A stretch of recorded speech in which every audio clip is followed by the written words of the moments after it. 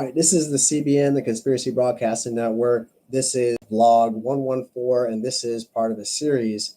And this one should be Delta, the Delta video. D, this is regarding public nuisance and the persistent harassment of my neighbors, vandalizing, allowing the dog to constantly come in my yard multiple times a week and shit in my yard. And this is the second time I've had to notify him with a piece of paper, a letter. In his history, he may understand it as a kite. And long story short, this is what I wrote to him, and then we're going to read his dialogue about what I said. Okay, now let's go and do, that's the situation. Let's go to the background really quick. Background, I've been here 3 years now. Yeah, coming up on 3 years basically. And I have maybe, yeah, almost 3. 24, 2.5 years. 2.5 years. And I have had this dog of his persistently come over to my yard and shit in the yard multiple times a week. I've documented this on my video, on my pictures as well as video, but I have more pictures, specifically just static pictures. And this dog will come over and he'll just shit on my property, and the neighbor never comes and picks it up. The problem that I had was he was allowing this to happen while I was being harassed in the workplace, and all these other things were going on when I was trying to be out and work. All of these things are going on. I'm in school, and he's still allowing, and I had to deal with vigilante, like roommates, and all the subversion from them, breaking windows and calling the police for second-degree stalking and dealing with the police, and all this stuff that I already have starting from the inception of this particular channel. That's what I was dealing with. And it's not like it was just those instances. You have to realize that when those instances are going on, I'm also dealing with the persistent stalking by the vehicular portion, but I'm also the people vehicle, like the people stalking, the vehicular stalking, the cyber stalking, and then the stalking in your servers, the stalking on your emails, the stalking on your phones. It's just non-stop anarchy. And so I'm dealing with these events, but I'm also dealing with other events at the same time. Okay, it's just complete fucking anarchy. And so Gary is gonna keep allowing his dog to come over after I'm going through all of this at work and dealing with people at work and dealing with unethical and unmoral actions and dealing with all this stuff, dealing with the police, dealing with the way they want to deflect, make sure that I don't have due process, make sure that I don't have anything to report, and they want to just spoliate my evidence. And I'm dealing with Straight Talk, TracFone Wireless, I'm dealing with Amazon, I'm dealing with everything, right? And then what he does is he allows his dog to come over and shit in my yard. And he'll use this timing technology, and he'll wait. Matter of fact, 3 days ago, I was just gonna say I should journal this, but it's such a common occurrence. I remember I stayed the whole day inside the house.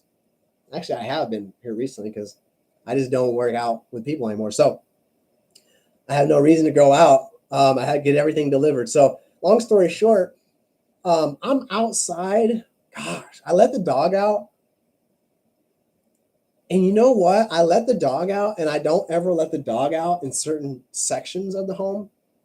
But on this particular day, I let the dog out, and I swear, my neighbor is, I literally was outside. I opened the door, and I spent probably tops no more than 10 seconds. No more than 10 seconds. And I hadn't been out all day, okay? I opened the door, and my neighbor is directly at my 12 o'clock walking down the drive in front of me like this, going to his vehicle. Like the cyber stalking that they do, and the stalking of you physically is so outrageous and so ridiculous. And sure enough, my neighbor is literally walking like this, doing that same fucking thing, the same fucking mental terrorism, nonstop, just gonna sit there and stalk you, gonna sit there and cyber stalk you. I was out there less than 10 seconds the whole day. I swear to God, the whole day. Okay. to let my dog out in a place that I don't usually let her out. And sure enough, this shithead is going to be out there timing when I fucking leave. Okay. And it's not like I walk. And matter of fact, I didn't walk out there on his routine either. This wasn't because he's not really routine, really that much. Like he's not super routine. And it's the same thing. These vehicles are still doing the same thing. We're going to go on about that as well. So long story short, we're going to talk about this letter. Okay. I wrote this to him on August 23rd.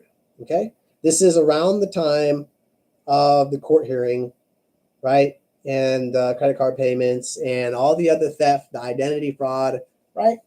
So this is the second letter I've had to tell him this. Okay. It says, hey, I hope this letter finds you well. I have to ask a big favor. Your pup is still coming over on my property. Regularly, he is defecating and urinating. I really enjoy his security, and he is like my own dog to me. My concern as of late is that he has ruined around $100 of Thuja arbor vitae green giants that I have been growing for near a year. Okay, when he urinates in the pots, it is altering the pH level, rendering the soil inhabitable for growth. The plants were only 7 to 9 inches tall, so their roots were still maturing. Additionally, his poop is left to linger in my yard still. I've documented the aforementioned patterns to be on a weekly occurrence with pictures and videos. Is it all right if you keep him well behaved on your property so he doesn't kill any more of my plants? I would appreciate it a bunch because it takes regular work to foster growing plants, and it costs me a solid chunk of money to replace them. Lastly, I'm not trying to take anything to small claims court because that is just too much stress for the both of us. And then here, I have for him, I did him the favor so he understands, okay? I put on here their little article, and you can see that he's doing this purposely because guess what? Guess what ordinance it's under? It's under Title 6. Believe that. Go figure, huh? Title 6, right? Chapter 1, Article B. Oh, guess what section it is? I don't know. Section 6-1-15, excretion of dogs, right? All right. So I got that nice and printed out for him. So I even did him a solid here and copy and pasted the link so he can just do it himself. Then it says, can you please leave a note or just sign this letter and place it in my mailbox so I know you received it? It is greatly appreciated, sir. And then I signed and dated it. Here's his reply. Now, before I get into this reply, I want to say that my dog is a smart dog. One of the dogs, okay, is a smart dog. He's been jumping the fence. And the other dog, she may get out like literally once or twice a month. We're saying a month. Once or twice. And in 30 days, once or twice a month, because they scatter around my legs when I try to get them in the kennel door outside, okay? Or they just flat out jump the entire little fenced compound that I have them in, literally just jump the whole fucking thing and muscle up the corner and then just go and do their little thing for like an hour and they'll come back. And he has a dog in the back. I call him Buddy. I don't know what his name is, but he's a cool looking dog, big, meaty dog. Looks like he can play the main role of a movie. But he comes over and he just literally pisses on my carpet. He's been pissing on the porch. So he'll come up there and he'll piss on the porch carpet. And then he'll piss in the pots. I got to keep some of the stuff up there so that I could use the hose because I only got one hose right now. So he's pissing in the pots. And then he'll go in there and shit. And when he's shitting, he's like destroying the yard because what he's eating is highly acidic or has something going on in it. I don't know what type of dog food, but it leaves these spots in the yard. And then at night, when I try to walk the dogs, I'm fucking not knowing where he shit. And I end up stepping in his dog shit when I'm trying to walk in my front yard. That's the problem. That's the background story. I've been cordial and I've written him a nice letter basically stating the same thing. And he's written and responded me back. I didn't read that response because I really didn't care. But this one I read because I just had and was ready to go to small claims court because I already spoken to somebody in the law department about it and what I need to do. Here's his response. Okay. And he come up to the porch and he just threw this down there on the porch, and I picked it up. And it says, "You no good. Michael, keep that black dogs." It says this. I'm just going to leave it right here. "You no good. Michael, keep that black dogs from over here on my property, from peeing over here. If he tried to bite me, I will shoot him." The black white one. Yeah, the black white one. "Do what you gonna do and call the police. We know who you are and what you do." I know. I know. I know. I know. So this is interesting because this is actually the second deal here where he's had to make this, I guess, this connection. I've had an employer, and actually, I was working in a place way out in Indiana, and somehow somebody knew about me or something. I've never lived in Indiana. I don't even, actually, this was in the mountains. Long story short, these people are like making connections, like they're a part of like something, and they think that they know, and they're trying to like bend and manipulate and contort that they have an eye on me for something, when the whole time they're orchestrating and they've been fabricating a campaign since I was a fucking teenager. So I don't know like what this is about, but he's trying to basically bend, because I brought up maybe court. He's trying to bend like my dogs are ferocious or something. Like I don't know. My dogs haven't ever bitten anyone, but long story short, he's bringing up, and instead of just having a conversation like, "Hey, my bad. I know this is the second time you've had to contact me. My bad." He doesn't want to. He's just on his own little agenda, right? And he thinks he's buddy with the police. I don't understand what that's about. And what's interesting too is when the dogs get loose, I said it's once or twice a month because they're jumping the fence or they're scurrying around me when I let them out. What's strange is that he would bring this up.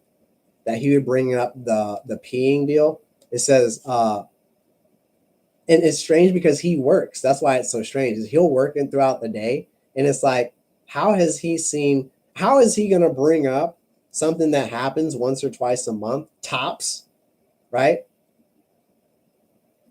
I just don't get it. It doesn't make sense. He feels like he's hurt. He feels he doesn't see the wrong, and he's going to bring up his defense. He doesn't see any wrong in it. He doesn't. I don't know. I need to go to CVS and print out all the pictures of his dog's shit and then put it in his mailbox in a nice envelope, seal it, and say, "Hey, here you go. 3-4 shits a week."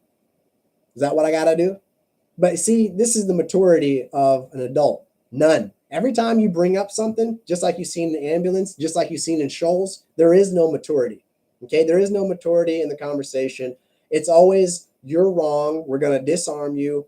I know people who know people," and they don't want to take responsibility of a campaign that they are derived and then they've been working on for years. And not only that, but you're going to have someone tell you that that's going on, and now you have to listen to these guys pretend like it's not the real deal.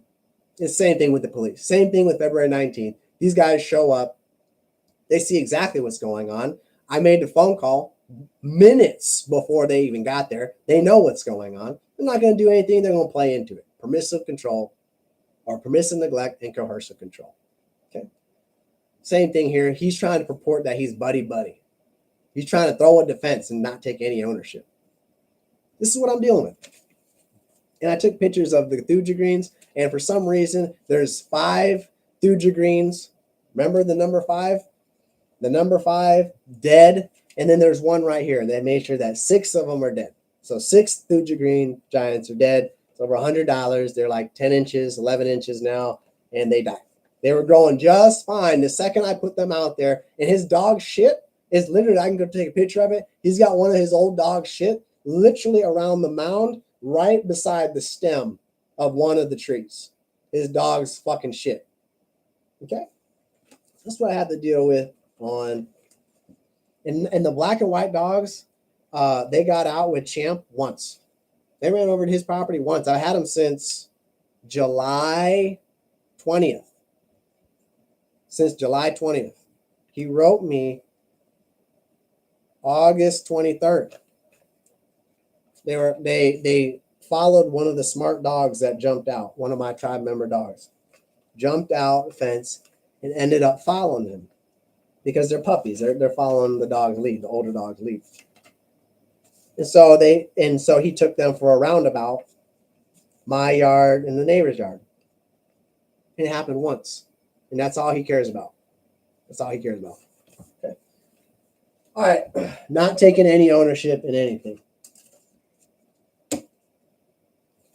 And apparently it's okay. He feels it's okay because he knows the police. So he's basically saying it's perfectly fine to do what I do because I know the police.